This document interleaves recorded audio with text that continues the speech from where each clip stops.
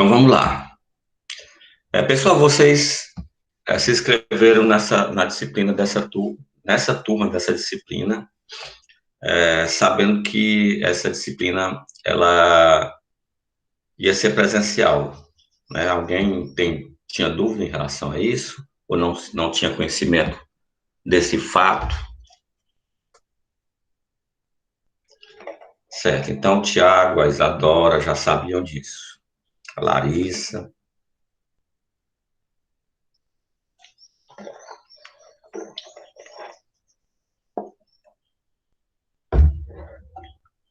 Então, é o seguinte, pessoal, essa disciplina tem previsão dela começar a ser presencial, já foi autorizada, certo? A partir da segunda quinzena de, de setembro, né? Então, nós ainda teremos a próxima semana, a previsão é essa, né? E na próxima semana nós teremos só um encontro, porque segunda-feira é feriado, na verdade, dia 7 de setembro. Então, nosso encontro será dia 9. Pelo que eu fui informado, a perspectiva é que a partir da outra semana, né, depois, 7, que seria a partir do dia 15, essa disciplina volta a ser presencial, né? Então, nós vamos estar juntos lá na Unifor. A Okay? melhor notícia do dia. Né? Então, já está sendo preparado. Tiago, tem uma lista que foi fornecida no começo do semestre, certo? Foi disponibilizado para vocês. Então, se você não tem essa lista, entre em contato com a coordenação, né? O fato é que há essa perspectiva, né? Nós não iremos para o bloco Z, as disciplinas serão ministradas todas do bloco K, devido à questão das salas serem abertas, né? Então, as salas do bloco Z são todas fechadas e não tem condição de voltar a questão da presencialidade nas salas do bloco Z. Então, vocês fiquem atentos.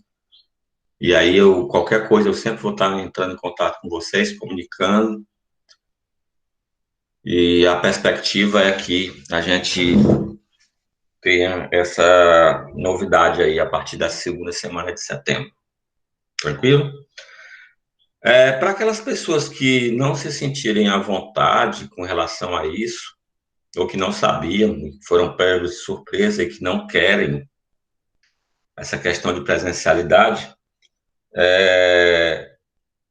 tem a opção de você trocar de turma, né? Então, ou você troca de turma para um outro horário, isso a coordenação vai facilitar. No meu caso, eu tenho duas turmas de estágio, uma será presencial e outra não. E a não presencial é no horário AB, dos mesmos dias, na segunda e quarta. Obviamente, você tem que olhar se não há conflitos de horários com outras disciplinas ou com outra atividade que você exerça, né, na sua vida, né?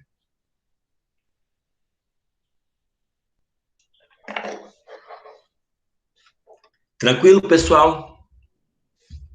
Tá? Beleza? Comunicado dado. Alguns ficaram felizes, como a Ana Lourdes. Alguns ficaram apáticos e outros não se manifestaram, né? Vamos lá. Pessoal, hoje a gente vai continuar nossas atividades práticas e, obviamente, eu conto com a participação de todos vocês, né? Porque não tem sentido a gente ter atividade prática sem que vocês colaborem, né? Então, nessas primeiras atividades, como eu já disse, são atividades que a gente vai estar tratando na forma colaborativa. Então, eu estou auxiliando vocês, né? Aos poucos, vou deixar de pegar na mão de vocês para vocês escreverem as peças, mas nessas primeiras peças eu vou fazer ainda segurando a mão, né? Então, só relembrando, na aula passada nós tivemos um caso que a solução foi um relaxamento de prisão. Eu fiz passo a passo aqui com vocês e hoje nós vamos ter outro caso, certo? Nós faremos da mesma forma. Só para lembrar vocês,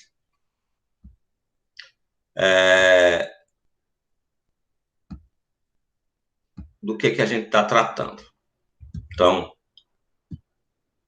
esse gráfico já é conhecido de vocês, obviamente esse gráfico ele traz de forma genérica, né? Não traz exceções, só traz o que é principal, e a gente está trabalhando com essas três modalidades de prisão: prisão em flagrante, prisão temporária e prisão preventiva. No caso da aula passada, nós analisamos que era uma prisão em flagrante, que é a primeira coisa que a gente tem que fazer, né? Analisar qual é a modalidade de prisão. E sendo em flagrante, ou outra medida cautelar, ou outra prisão, né? Desde que não seja prisão pena, né? A gente tem que analisar a legalidade. Pois se há ilegalidade, caberia exatamente a peça que nós tratamos na aula passada, que seria o relaxamento de prisão, certo? Nós vamos fazer o mesmo exercício. Nós vamos ler o caso, vamos analisar a espécie de prisão, se é flagrante, temporária e preventiva, e vamos analisar qual é a solução do caso. Então, nós vamos passo a passo, né, diante daquela separação mínima que a gente fez na peça, de endereçamento, qualificação, fatos, direito e pedido, e aí eu vou dando um tempo para vocês irem desenvolvendo e comentando, certo? Essa será a dinâmica, e aí vocês já vão se autocorrigindo. Ao final da aula, vocês têm que ter a peça pronta, certo? Então, vamos lá, vamos começar.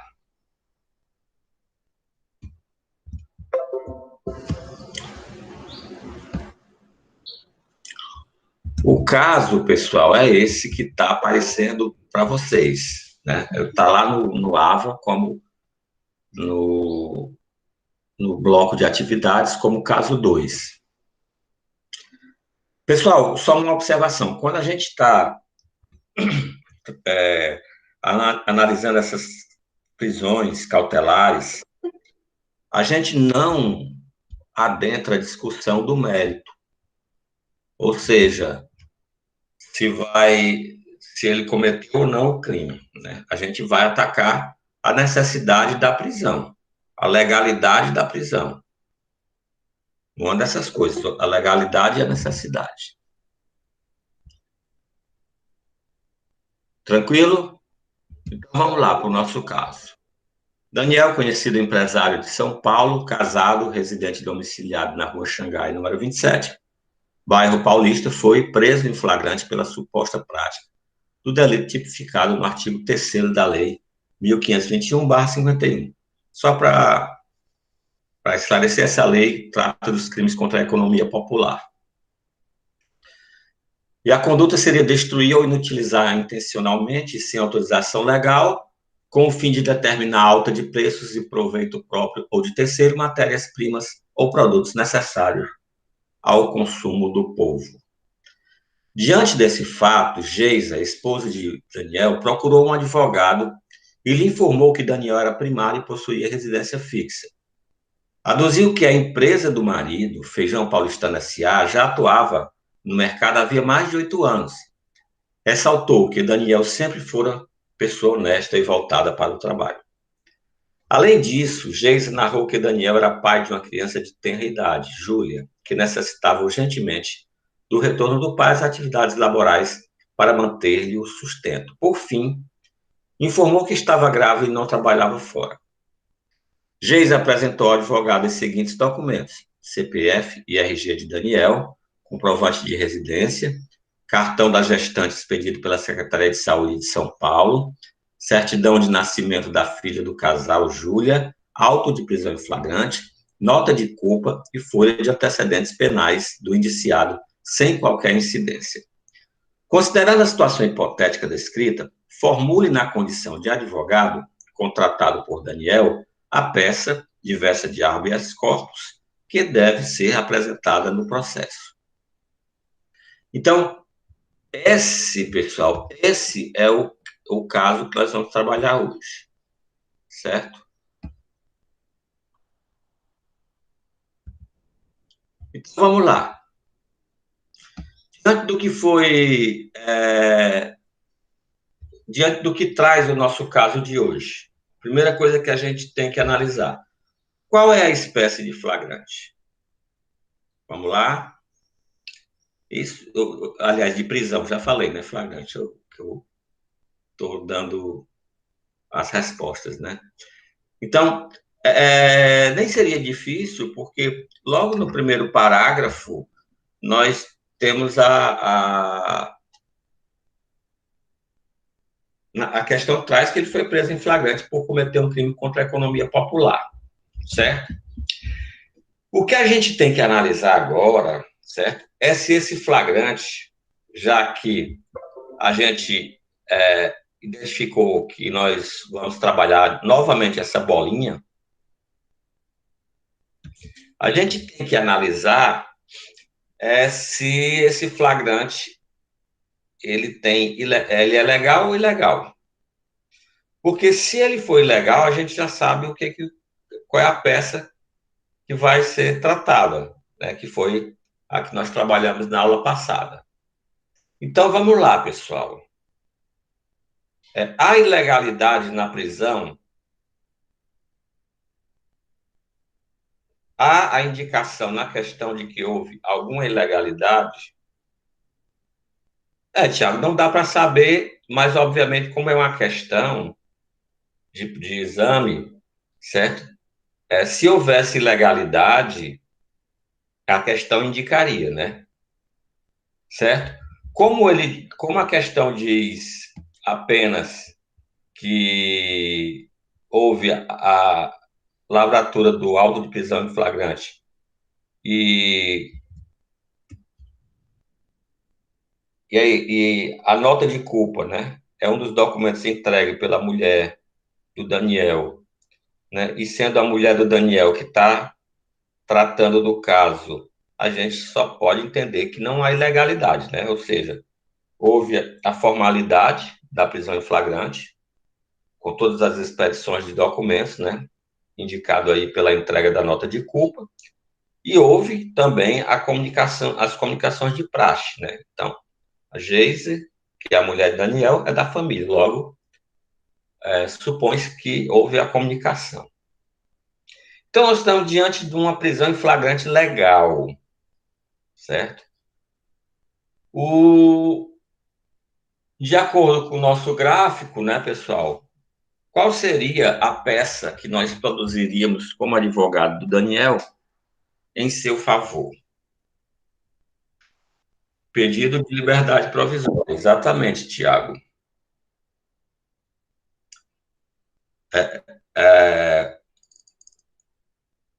A questão da revogação da prisão, Tiago, ela se dá em outra situação, certo?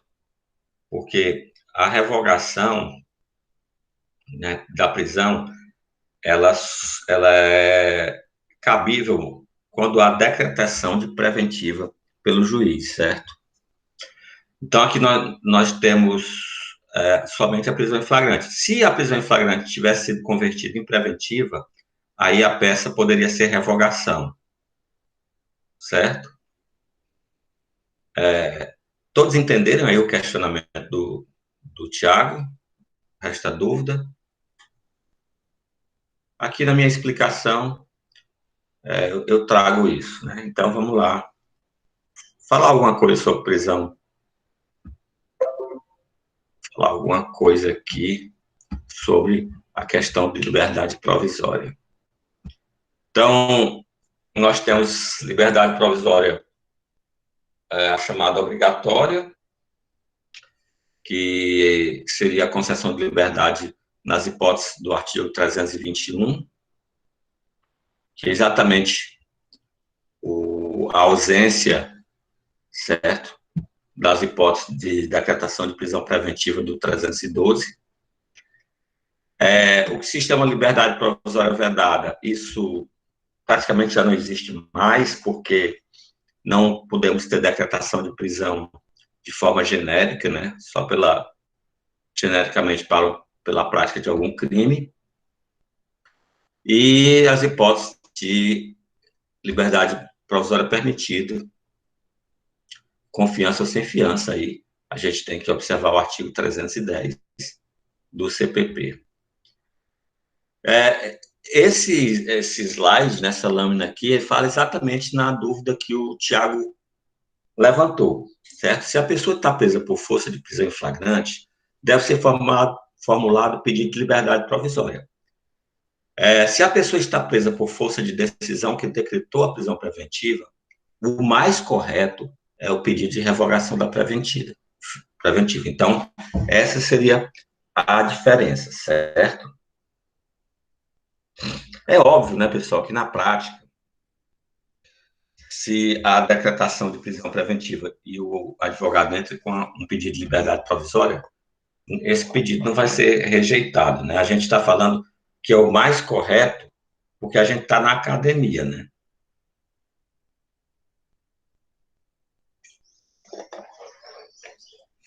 Não que o juiz não vá avaliar a questão do pedido da liberdade provisória, quando, na verdade, apenas uma questão de nomenclatura, né?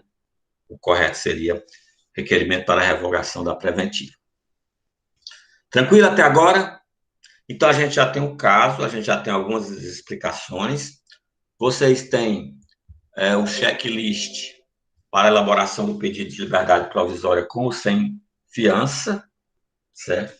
E no caso, quando o flagrante é legal, que está na unidade 1, lá no final tem esse checklist.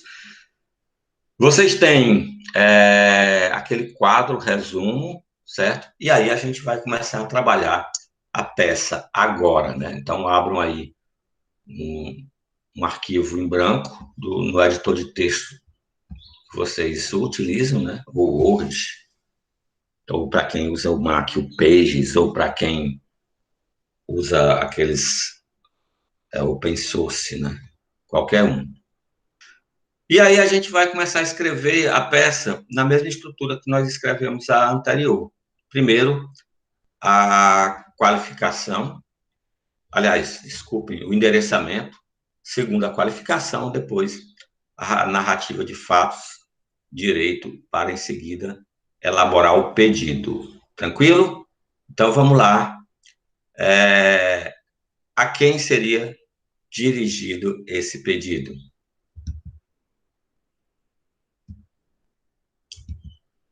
Bora, meu povo, meu povo.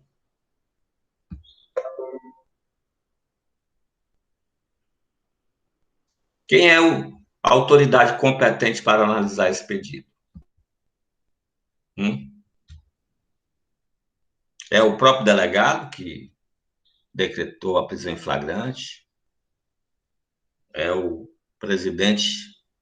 Exatamente, Tiago. É um juiz, né, de vara criminal, um juiz singular de vara criminal da comarca de São Paulo. Por quê? Porque o próprio caso traz que seria na cidade de São Paulo. Tranquilo? Então, o endereçamento que vocês têm que colocar seria mais ou menos assim, né? Excelentíssimo senhor doutor juiz de direito da vara criminal da comarca de São Paulo. Uma observação, pessoal.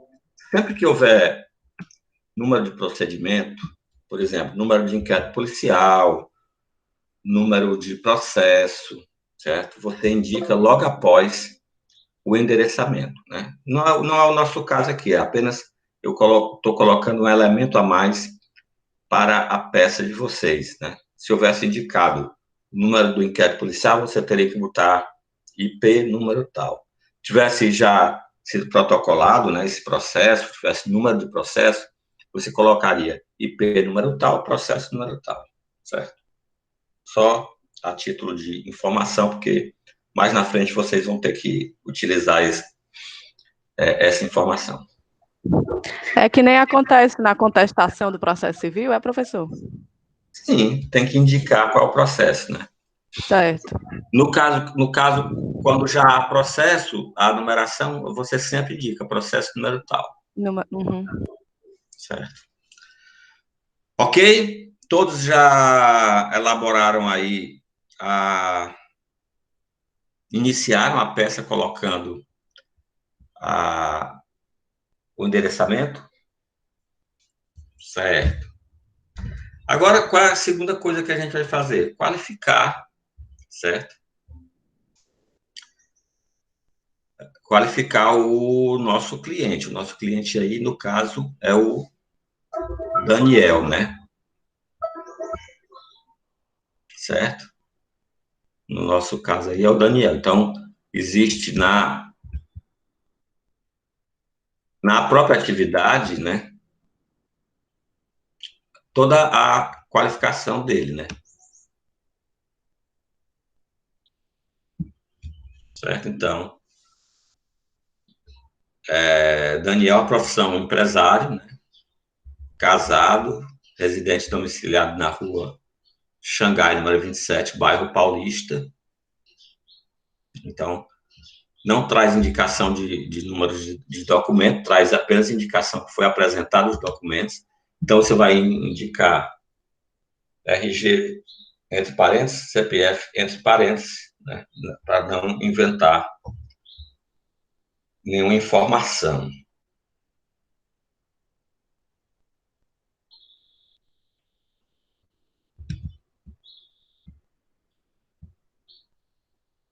Tranquilo, né, pessoal?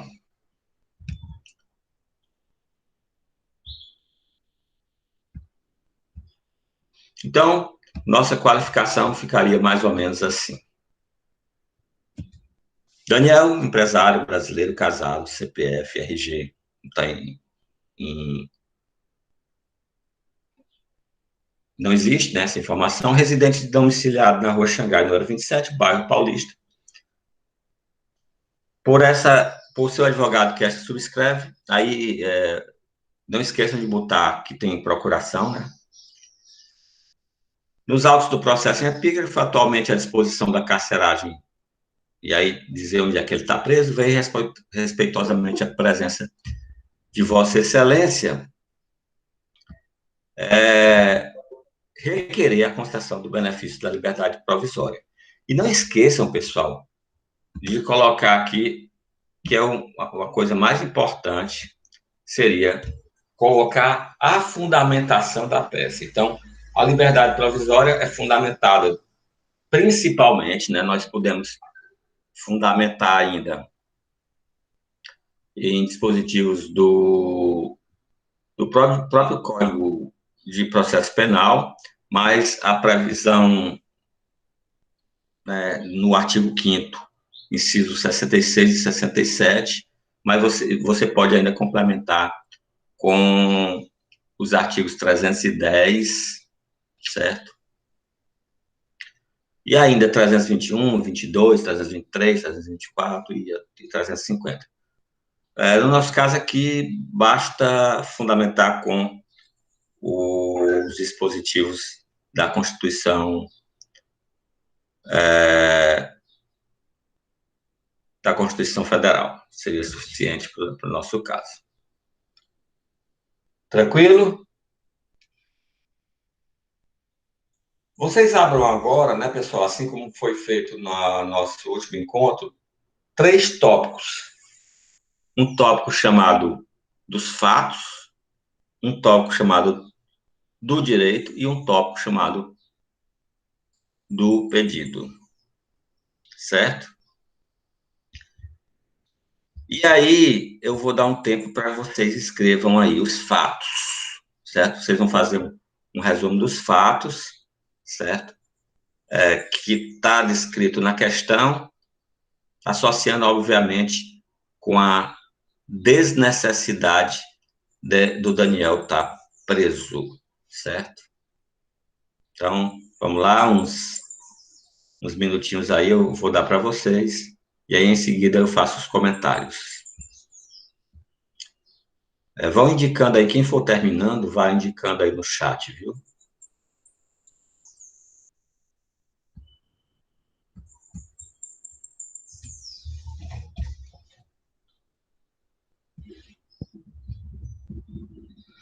Lembrem-se, né, pessoal, ao final da aula, né, o objetivo é que com esse passo a passo, ao final da aula, a gente tenha condições já de postar no AVA a atividade.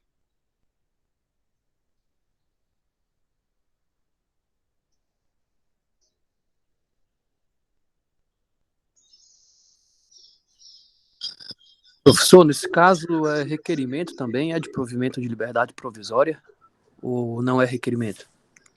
Não, é Pedido. pedido, né? É como está aí, né? Concessão da liberdade provisória.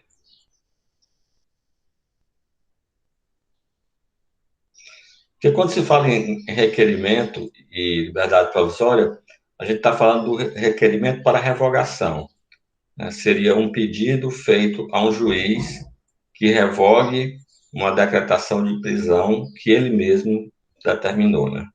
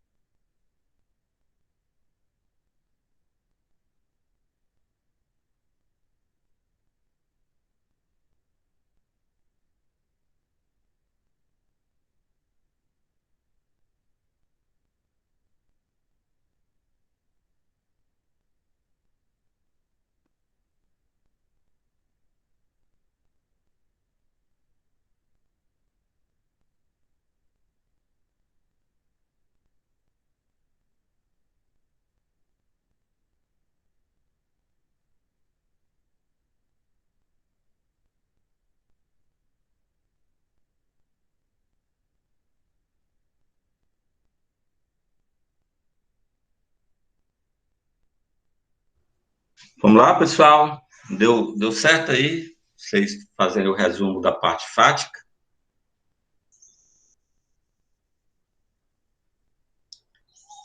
Certo. Agora, na questão do direito, pessoal,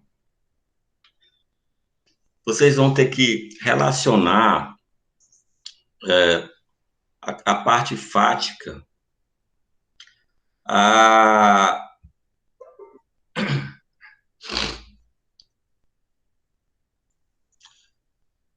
aos dispositivos de lei, certo?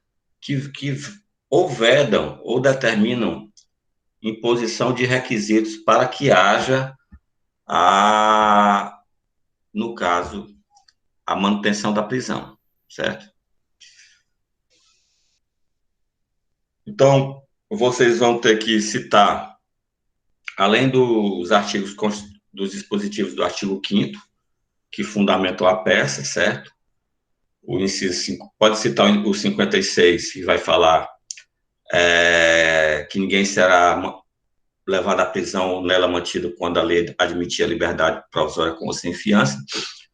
O 67, também do artigo 5º da Constituição, ninguém será considerado culpado até o trânsito em julgado de sentença penal condenatória.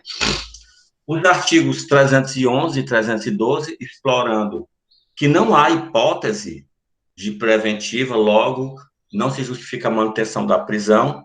E ainda, pessoal, vocês podem explorar o artigo 319, porque o juiz pode entender que não é o caso da concessão da liberdade provisória. E você pode botar como alternativa à concessão da liberdade provisória a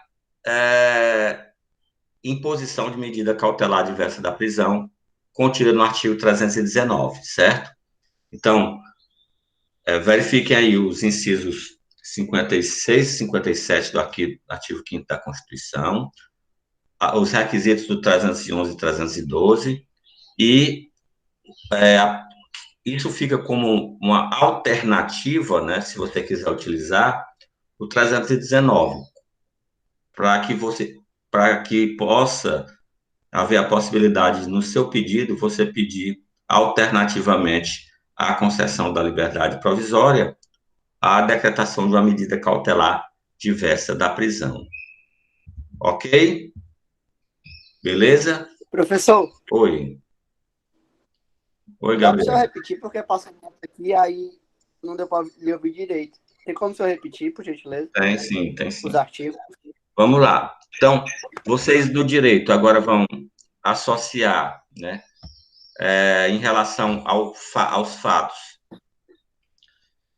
o conteúdo dos incisos 56 e 57 da Constituição Federal, né? Então, ninguém será preso quando houver a possibilidade da liberdade provisória no 56 e no 57, o princípio da não culpabilidade, a falta dos requisitos da prisão preventiva, que aí vocês vão utilizar o artigo 311 e 312 do Código de Processo Penal, e, alternativamente, você pode citar o artigo 319 como medida cautelar diversa da prisão, porque isso vai possibilitar que no seu pedido, além do pedido de liberdade provisória, você possa, né, colocar lá, por exemplo, caso não seja o entendimento de Vossa Excelência, né, de conceder a liberdade, que pelo menos determine uma medida alternativa diversa da prisão, certo?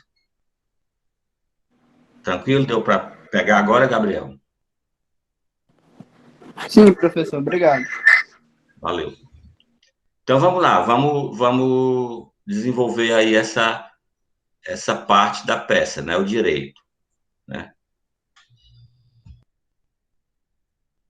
Vou dar mais um tempinho aí para vocês desenvolverem o direito e depois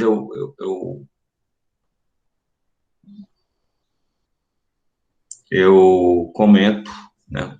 Mostro uma possível solução, né, para o caso, para que vocês verifiquem se vocês abordaram tudo, né? Ou se esqueceram alguma coisa, complemente antes de postar no Alfa. Então, vou dar aí mais uns minutinhos para que vocês trabalhem.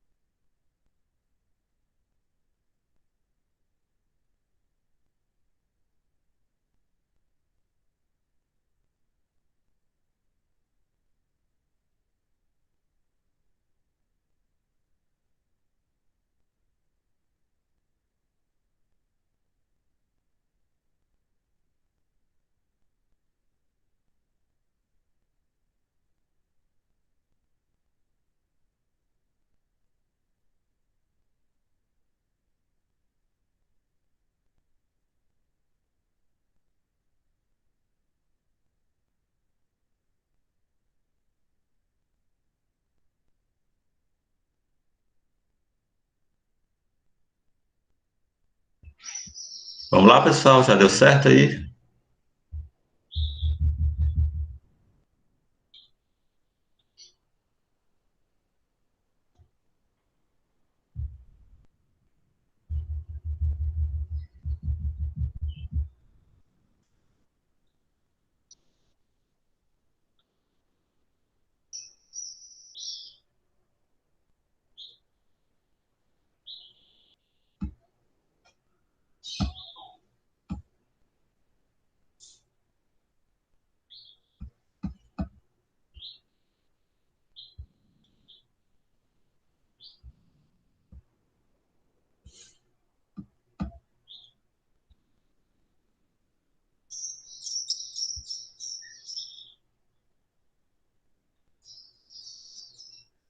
Professor, Ô, opa, tô oi. digitando ainda aqui os fatos.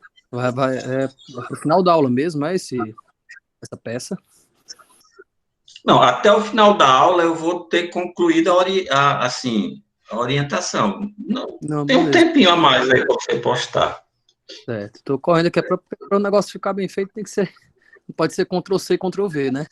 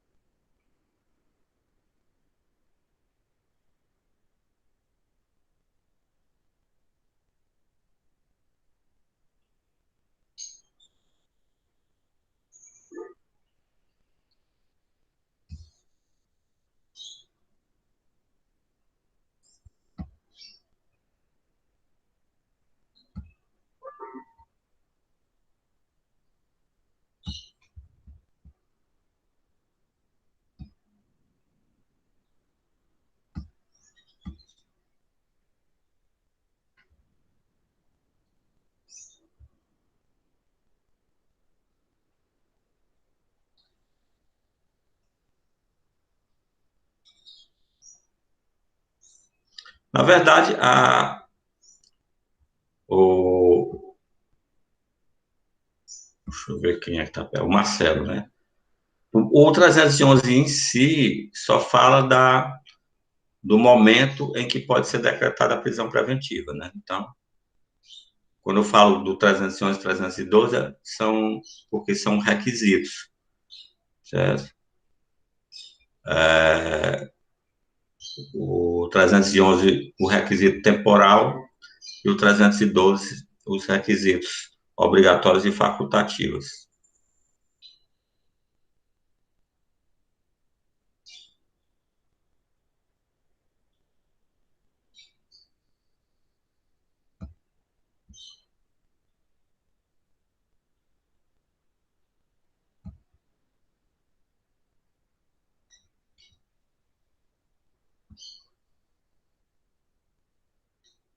Sim, o 321 pode ser com certeza falado.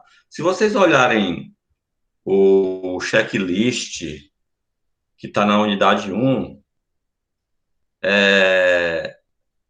na fundamentação jurídica, ele é bem abrangente, né? Ele fala do artigo 5º, inciso 56 da Constituição Federal, fala dos artigos 282, 310, 319, 321, 322, 323, 324, 350 do CPP, certo?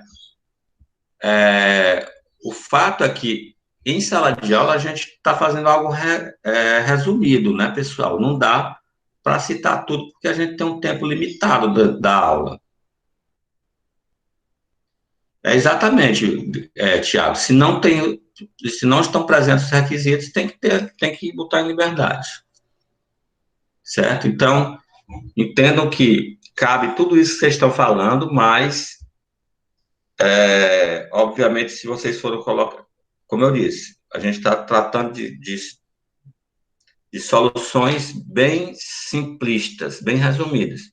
O que cabe dentro da aula, certo? Você fazendo isso fora da aula, obviamente você vai fazer bem mais elaborado.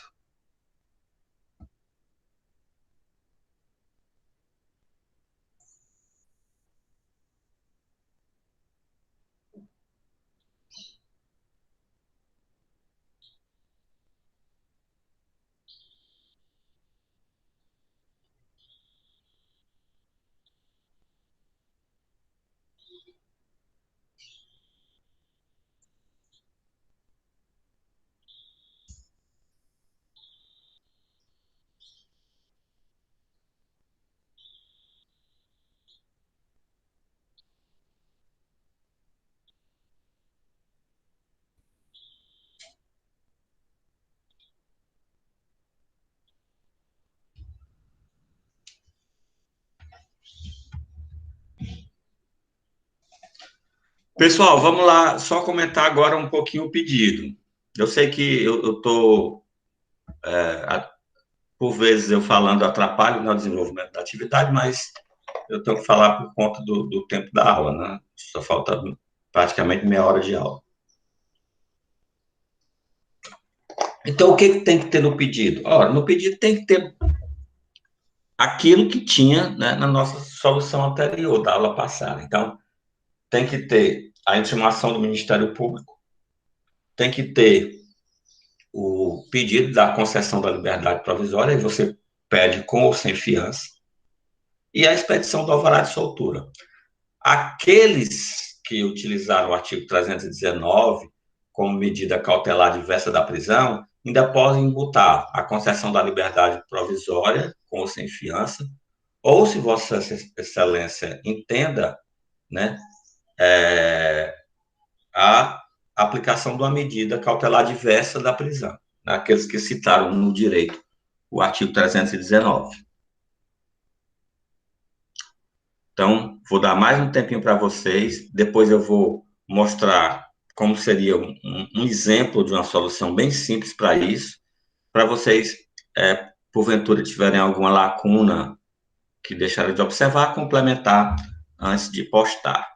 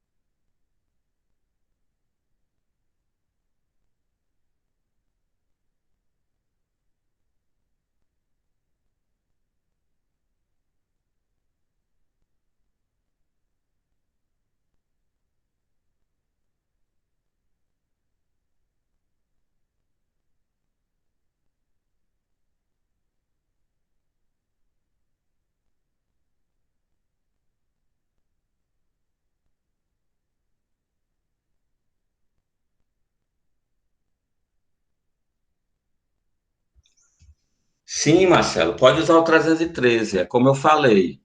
Se vocês ah, observarem, né, os dispositivos que estão lá no checklist, caberia, né? Então, em relação à pena, certo?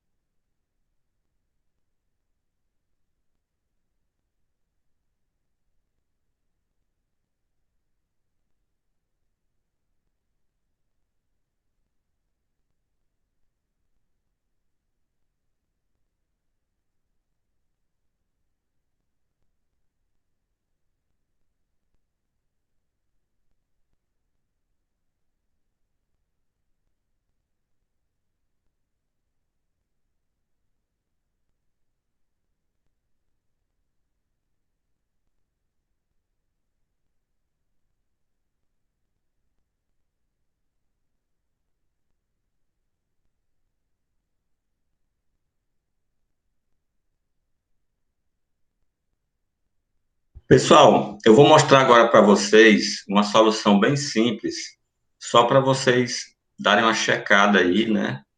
Se não esqueceram nada. Não que a minha seja completa, certo? Não que minha solução seja completa, mas que pelo menos pode tirar alguma dúvida que porventura ainda surge e vocês vão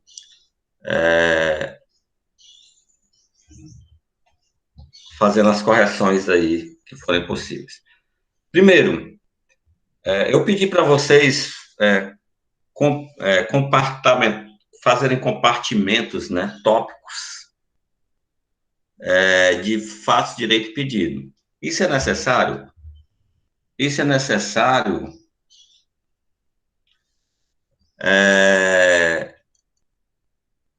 é necessário para tornar a sua peça mais legível. Mas quando uma peça é bem simples, bem curta, você pode fazer um tópico só, redigindo logo os fatos e o direito, como eu vou mostrar para vocês agora. Então, após a qualificação, você poderia colocar logo fatos e direito. Então, no meu exemplo, né? O indiciado foi preso e autuado em flagrante delito como em curso no artigo 3º1 da Lei 1521/51. Né? A redação da lei, pessoal, não é necessário nas peças se a lei for federal. Quando você utiliza legislação estadual ou municipal, você tem que botar a redação. Mas aqui eu coloquei: destruir ou não utilizar, intencionalmente sem autorização legal, com o fim de determinar alta de preço, em proveito próprio de terceiro, matérias-primas ou produtos necessários ao consumo do povo. Todavia, sabidamente, ninguém será recolhido à prisão senão após o trânsito em julgado da sentença condenatória. A custódia cautelar, dessa forma, apenas é prevista nas hipóteses de absoluta necessidade, conforme se depreende do artigo 5º da Constituição Federal. Inciso 56, ninguém será levado à prisão ou nela mantido quando a lei admitir a liberdade provisória com ou sem fiança, e 57, ninguém será considerado culpado até o trânsito em julgado de sentença penal condenatória. Para o deferimento da liberdade provisória, exige o Estatuto Processual a inocorrência das hipóteses previstas nos seus artigos 311 e 312. No caso em análise, não estão presentes os requisitos da prisão preventiva, pois o requerente é primário e possui residência fixa, nada indicando que em liberdade venha ausentar-se do distrito da culpa, dificultando a aplicação da lei penal, nem que venha a causar perturbações durante a instrução criminal, dificultando a prova. Aliás, no crime em Testilha, supostamente cometido pelo requerente, não há sequer a utilização da violência ou grave ameaça. Observe, pessoal, que no caso, os requisitos que devem ser atacados em relação ao 312 são os requisitos alternativos. Já que ele foi preso em flagrante, nós não poderíamos atacar os requisitos obrigatórios, que seria a materialidade e os indícios de autoria. A empresa do requerente, Feijão Paulistano S.A., atua no mercado há mais de 8 anos. O requerente é pessoa honesta e voltada para o trabalho. Além disso, o requerente é pai de uma criança de tenra idade, Júlia, que necessita urgentemente do retorno do pai às atividades laborais para manter o sustento. Por fim, o requerente informa que sua esposa já está grávida e não trabalha fora. Diante dos fatos aduzidos e comprometendo-se a comparecer a todos os atos pré e processuais, requer a intimação do Ministério Público, a concessão da liberdade provisória sem fiança ou confiança e a expedição de competente alvará de soltura, devolvendo o status libertatis ao requerente por medida de justiça. Obviamente, né, pessoal, você poderia citar aqui que a prisão, no momento em que você cita que a prisão só deve ser realizada quando há extrema necessidade, você pode citar que existem outras medidas, né, do 319. E aí, se você citar isso lá, você no pedido coloca a concessão da liberdade provisória com ou sem fiança, ou, de acordo com o entendimento de Vossa Excelência, a aplicação de uma medida cautelar diversa da prisão, certo? A demonstração dessa solução desse caso é simplesmente para vocês irem aí aferindo, né, o que vocês fizeram. Obviamente, a peça de vocês pode estar muito melhor do que a minha, certo? Do que o meu exemplo. E completem o que, porventura, vocês tenham esquecido, né? Então, mãos à obra, ver se dá para concluir aí até o final da aula. Se não der, né, vocês eu sempre boto um prazo a mais como data final de recebimento da atividade.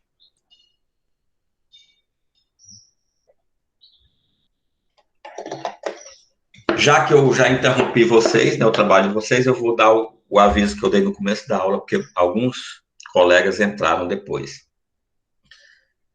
Segunda-feira é feriado, dia 7 de setembro, feriado da Independência. Quarta-feira, nós teremos nossa última atividade nesse modelo, que é a última atividade de prisão, o que habilita a todos a resolverem os casos da unidade 1, certo? Então, quando terminar a aula de quarta-feira, você já tem feito todas as possíveis peças da unidade 1. E aí, possivelmente, a partir da outra semana, no dia 15, as nossas aulas serão presenciais. Nós voltaremos a frequentar o campus da Universidade de Fortaleza. Esse é o primeiro informe, o informe que eu tenho, né? E aí aguardem mais notícias sobre isso. Concluam a atividade de vocês, que eu vou estar aqui à disposição para dirimir eventuais dúvidas.